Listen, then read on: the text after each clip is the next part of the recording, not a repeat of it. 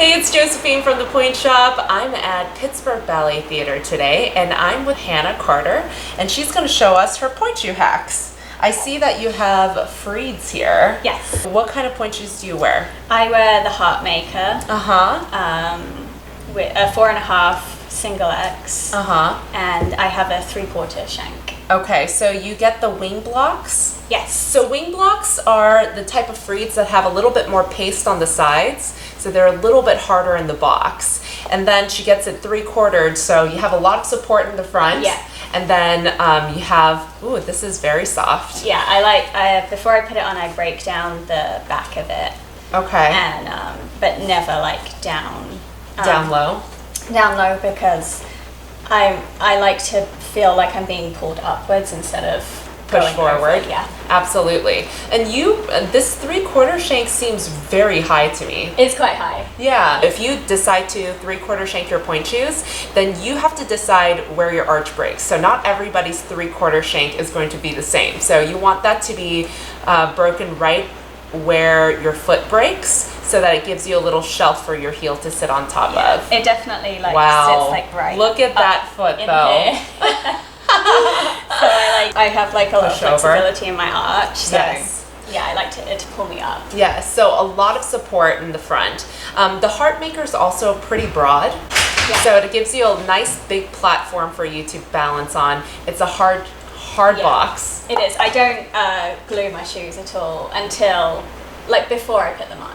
Like some people will glue them before they even wear them. Yes. But I'll wait until they're broken in a bit. I feel like maybe one part of it is softer than the other shoe, so then once I've worn them for like a couple of classes, then I'll start to glue. Okay. And see how I like it. You just saw how flexible Hannah's feet are. So she needs a lot of support in the box and all the way up to the very end of that shoe. So she just makes it soft at the very end, but it's quite a lot of flexibility there. So she wants to make sure that she doesn't fall out of her shoes.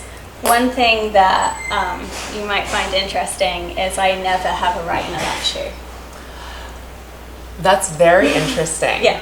Okay, so I know some dancers in training do that just because they like forget.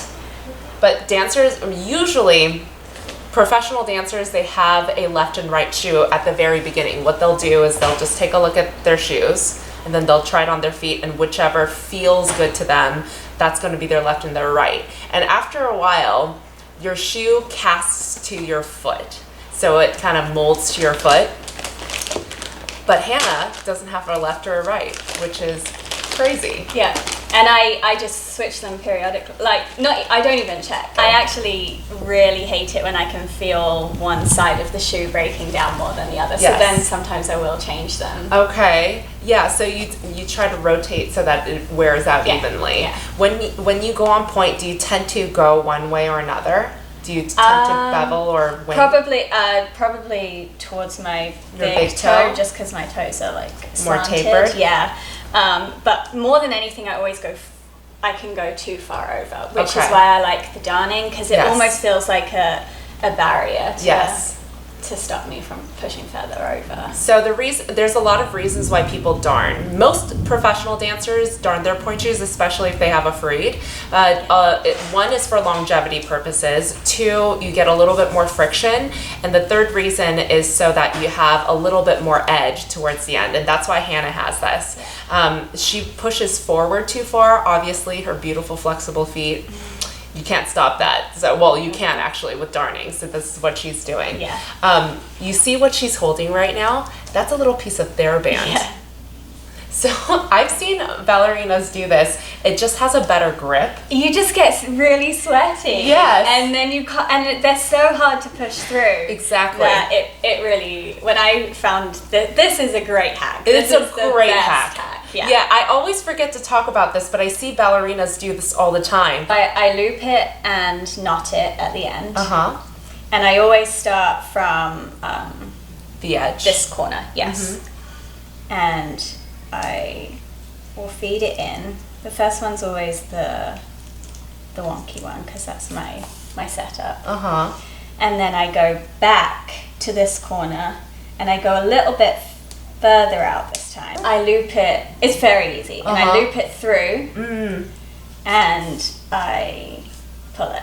So now I have a little loop. Yeah, so this is a different way. Then I start from in here, and I do exactly the same thing, and I keep my thumb there so that it doesn't pull all the way through. And I do this, and then the second time, once I've done a whole one circle, then instead I'll just go back over it. Then I start going across. I'll go under this way, still loop it through. And then the next time I'll go under and come out the outside of the circle. Right. So I bend it backwards this way. I'm always really careful not to do too much. I would rather do less. And then I bend this way. Okay. And then I always break down the sides just a little bit. And sometimes I'll do like a little wiggle here. Yeah. And honestly, that's really all I'll do. And then I put them on. Like, I wore these just now for class for the very first time. And then and then I'll do a lot of releves. So you use your foot more. Yeah. You use your foot more to break your shoes than your hands. I like to do a lot of like releve up on point and then just do my toes. Got it. Because I really don't like this part to be too hard. Right. Have you always had heart? No, I used to have L, and I'm going to give away my secret now, that he is the closest to L that you can get, but he's less common. So I rarely don't have a back order. Oh no, that's good. Heart. Now everybody's gonna order heart. You know what? That is a really good tip. You know why? Elle is retiring. I heard. That's what I heard. Yeah. So all of you who are in the Elle maker, heart maker. Now heart maker is gonna be back ordered. And you normally sew your shoes with dental floss? Yep, just floss. Perfect. Yes. And she uses the ribbon that has the elastic in the middle. Yeah. So this is like called a tendonitis ribbon or a partial stretch ribbon. These are great if you need support. You can still pull it up. It's more supportive than the all stretchy ribbon, but it has a little bit more give than the all satin ribbons. So and this is good. I use them. I rotate them. I probably have like a set of 20, and I just rotate back through them. They last a long time. This is a very sturdy ribbon. That's what she does. Well, thank you so much for showing us your point shoe hacks. And if I'm at Pittsburgh Ballet Theatre today, but I will be in Milwaukee in just a few days. And if you guys have any questions about pro point shoe hacks or anything else about point shoes, leave it on the comments, and I will do my best to answer that for you. Thank you so much.